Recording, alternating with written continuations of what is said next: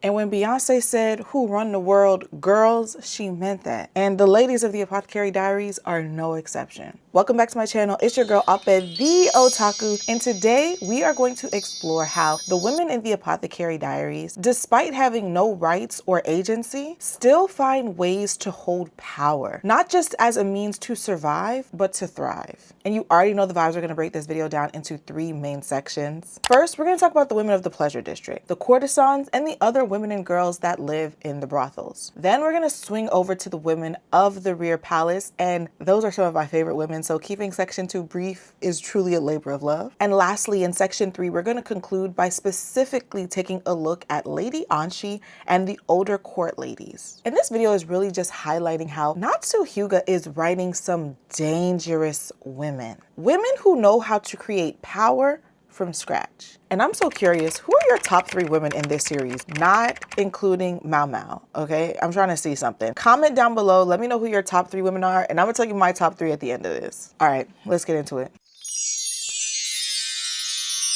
Okay, so if you watched my Consent as a Theme in the Apothecary Diaries series here on YouTube, then you know that over a year ago, I got a comment on TikTok that essentially said that because the courtesans were sex workers, they had no agency and no access to consent or dissent. And I thought that that was such a reductive and asinine take, and it led me down a rabbit hole of research, in which I realized that take has a lot more of a foundation than I first gave it credit for. And ultimately, it was what made me launch this channel, because I needed a place to share all of the research I had done. Anyway, one of the things that I concluded on in that research is that the women in the Apothecary Diaries, specifically the courtesans that are written in the Apothecary Diaries, have a lot more power over their own lives than even the high-ranking women in that series. I don't see people really talk about or reference this episode, but one of my favorites is Weak Stalks. In that episode, we get to spend time with the women of a different brothel, not the Verdigris house. And we see that they have conspired to kill a customer that constantly oversteps his boundaries and mistreats women.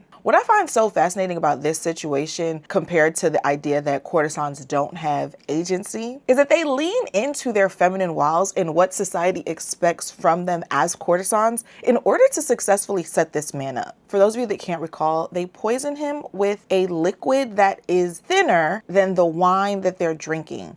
So when it's in the glass, it sits on top of the wine, and the wine at the bottom is straight and the top is poison. And so the guy kind of senses that something might be happening, and he says, "Okay, well, you drink it first and then I'll drink it." But the woman has prepared for that. She's like, "I have no problem drinking it. Oh, but I just need a straw so I don't mess up my lipstick." And when she uses the straw, you know, science, she doesn't get the thin poison because it's at the top. She gets the denser wine at the bottom, and she's safe. But he drinks straight from the glass, and he gets the poison first, the bulk of the poison, really. Now, ultimately, Mao Mao does save this man's life. She lost some cool points from me there, but ultimately, Mao Mao does save this man's life. But the plan itself is solid. And it's something that these women have to concoct, because not only is he a man, again, we're living in a time where just male-female dynamics creates a power imbalance, but he's also a male of financial means. And he comes from a family where his father is willing to pay whatever amount to make his transgressions go away, to make his mistreatment of the women at these brothels go away. Now, if these women genuinely had no agency at all, they would have just resigned themselves to their fate of having to deal with him day in, day out whenever he showed up at their brothel. But no, they decide enough is enough, and they concoct a plan that is truly foolproof. If not for Mao Mao's meddling, they would have got away with it. This is what I mean when I say Natsu Hyuuga is writing women who create power from scratch. These women have no access to the police. There is no law in place to protect them. They can't even really try to ban him from the pleasure district, because by design, it is for men like him, men who want to throw money around. We know that he's done this at multiple different brothels, but again, he's just too good of a customer. So these women devise a plan. They lure him in for a night of fun. They offer him luxurious drinks. They tempt him with luscious lips suggestively placed on a straw. They obtain the poison. They concoct their alibis. They cover for each other's secrets when Mao Mao gets too close to figuring it out. And ultimately, though Mao Mao does succeed in saving the man's life, we know that even if he were to believe that the poisoning was intentional, the brothel still has enough evidence to hold him accountable for the damage that the courtesan took during that scheme. And using that as protection, that is enough for them to deter him from coming back in the future. So they still got what they wanted in the end. And with the exception of Mao Mao and Loman, no one else was the wiser. Okay, before we move on to the women of the Rear Palace, I have to highlight the most dangerous woman in the Pleasure District, the one, the only, Granny. I fear we are not giving her her 10s enough for how she handled Lakan when he came sniffing back around for Fengshin 3 years later. Let's keep everything in perspective. At this point in the story, Granny is a much older lady. Lakan is a male, a man in his prime, hard body. More than that, he is a male customer in an industry where the customer is almost always right. More than that, he is a male of financial standing. More than that, he is a male of political standing. And despite everything, Granny is fearless when she confronts him. She literally begins whooping him down, beating him in the middle of the street like a dog that stole something. Mind you, this was not a one-off moment of passion. Lakan says that Granny was beating him up on site repeatedly for years. And Fengshin is not the only one in Granny's care that we see her go to war behind. She doesn't let her gender or her age or her size stop her from being the fierce protector that the people under her care need her to be. Yes, she is strict, absolutely. She is running a tough love program. But she's also making sure that nobody is coming into that space and taking advantage of the people under her care. She is a fierce protector and advocate for the disenfranchised parties under her care, under her stewardship, and I love her for that. I think my favorite woman in the Pleasure District is Granny, and that's actually so crazy because that's still not enough to put her in my top 3 of women overall. Let's move over to the Rear Palace.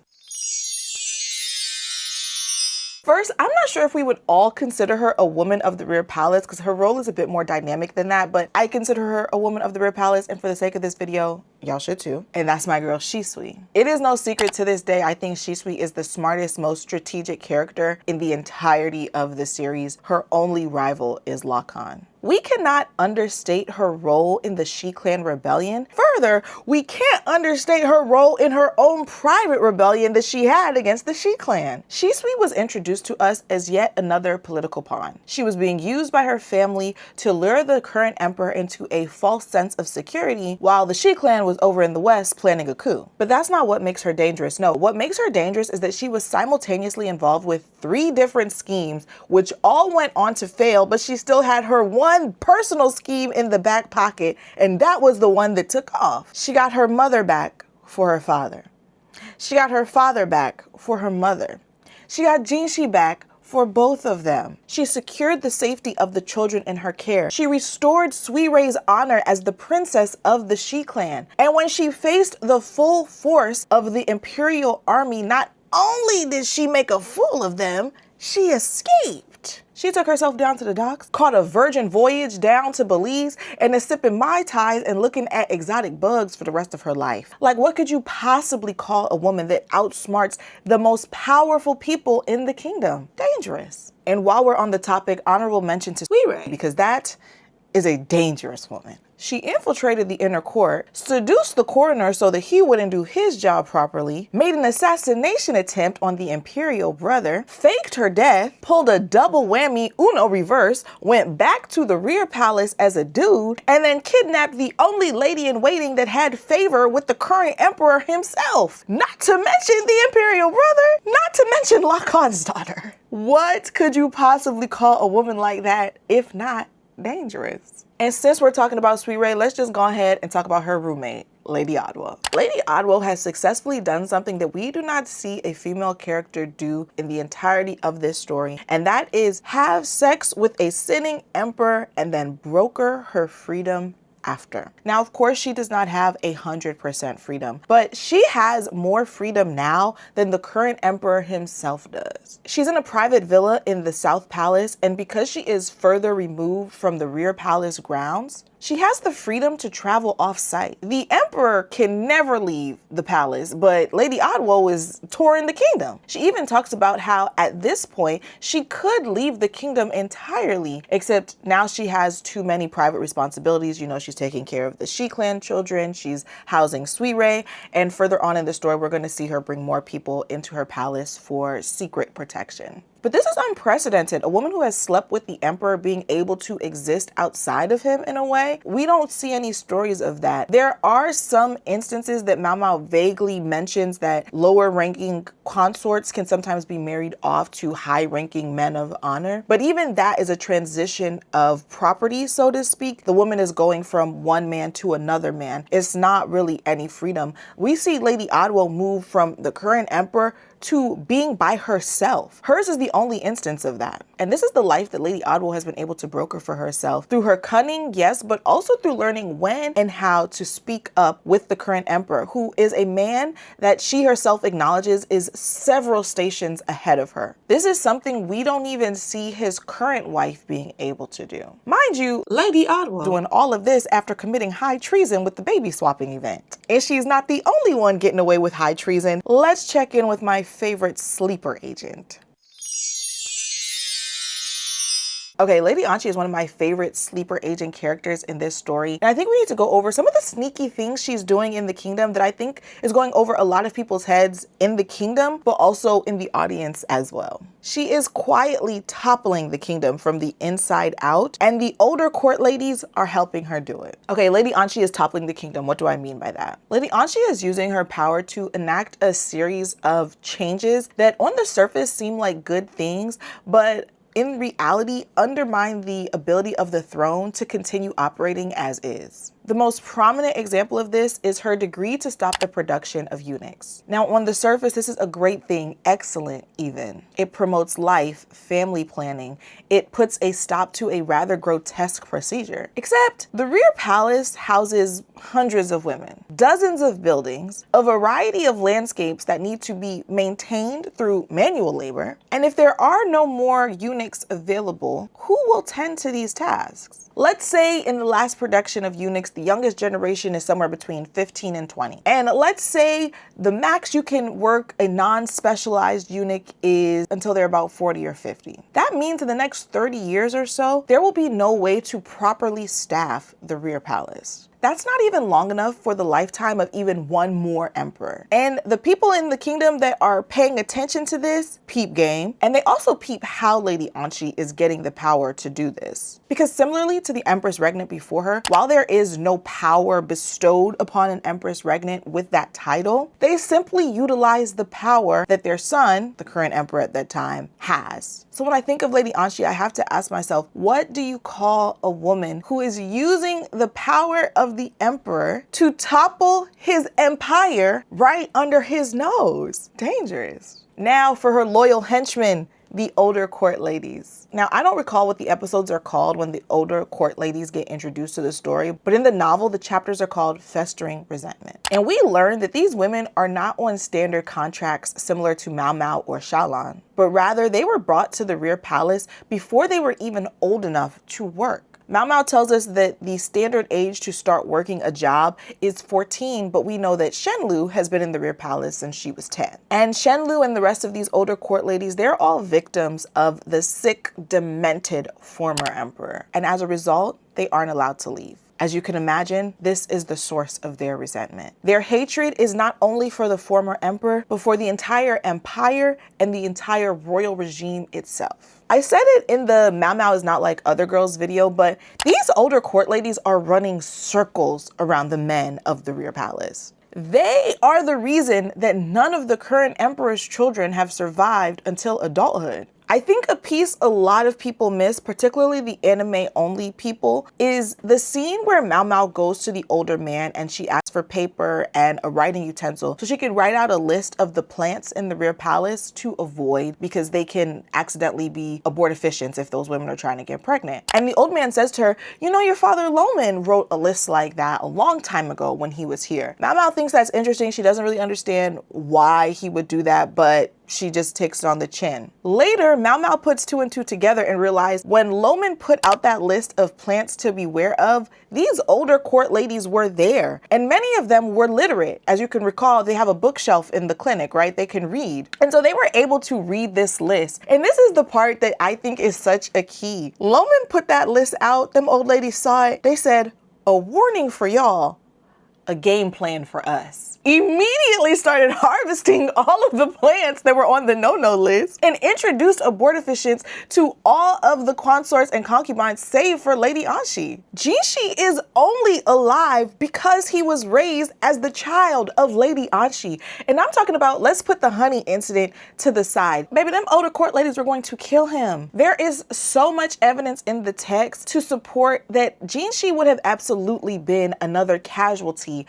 in the resentment of these older court ladies had he been raised by Lady Odwell. What could you possibly call a group of ladies with no formal education, no proper socialization, no political standing, no family support that still managed to undermine an entire regime right up under the nose? Dangerous. I'm not done yet, and I'm about to give you my top 3 women in this series. But if you made it this far in the video, don't forget to hit the thumbs up button. Also, if you have the option to hype the video, go ahead and click the hype button. YouTube has decided that we need likes and hypes now, so smaller creators like myself can cut through the noise of the algorithm. So when you click that button, it not only supports me, but it also helps grow the Apothecary Diaries hive as a whole. And that's what we want, right? Exactly. My top 3 women in this entire series, I'm gonna go in order. At the number 3 spot, Lady Odwell. I think she is just such a rich character. She's in the supporting cast, but every situation that she's in, I constantly feel drawn to her. I want to know what her POV is in every situation that she's in, even some situations that she's not in. After reading all, I think we're at 16, after reading all 16 novels, I think I find Lady Odwell a bit more compelling than Mao Mao at this point. More on that later. At the number 2 spot, my queen, Lady Anshi. Please, please. You cannot speak an ill word of Lady Anshi to me, because I'm going to defend her like she is my own mother. Everything she has done has been for the greater good, even at the cost of her own sanity, and I'm gonna stick beside her. I bet 2 wrongs don't make a right. I don't care. I'm gonna stick beside her. And to be frank, had I been in her shoes, I would have done much worse. They would have gave me the guillotine for what I did to him. So I'm gonna stick beside her, okay? Coming in at number 1, and you truly shouldn't be surprised. You truly shouldn't be surprised when I say this. The one, the only, Shisui. Lulan, whatever you want to call her, a rose by any other name is still gonna be as strategic. So I love a strategist. I love a weirdo. I love a woman who's all about empowering herself and her loved ones. I love a villain, a villainess, if you will. I support women's rights and women's wrongs, okay? This is who I am. And just in case anybody is wondering, I don't have any issues with Mao Mao. I just think after 16 novels, I don't have any questions about her, so she's not as compelling anymore. Like, I think I know everything I need to know about her, which is why she's not in my top 3. I don't care if she's in your top 3, but I just don't, I feel like so many people will say Mao Mao, that's like a waste of a spot. That's why I said it, not including Mao Mao, but yeah. All right. Let's recap. The courtesans in the Pleasure District show us how women can create power from scratch by relying on each other and the power of their womanly ways. The ladies of the Rear Palace show us how strategy and cunning can be used to outsmart even the most powerful men in the kingdom. And Lady Anshi and her older court ladies show us that hell truly hath no fury like a woman scorned. Overall, the Apothecary Diaries takes us on a journey through the lives of some truly dangerous women. And honestly, Natsu Hyuuga said it better than I can. In the stories, the villainess that turns out to be a nation's undoing is always a vixen. If you haven't already, please put your top 3 women in the comments. I'm really trying to see something. Hope you guys enjoyed this video, and I will see you in the next one. Bye. Wow.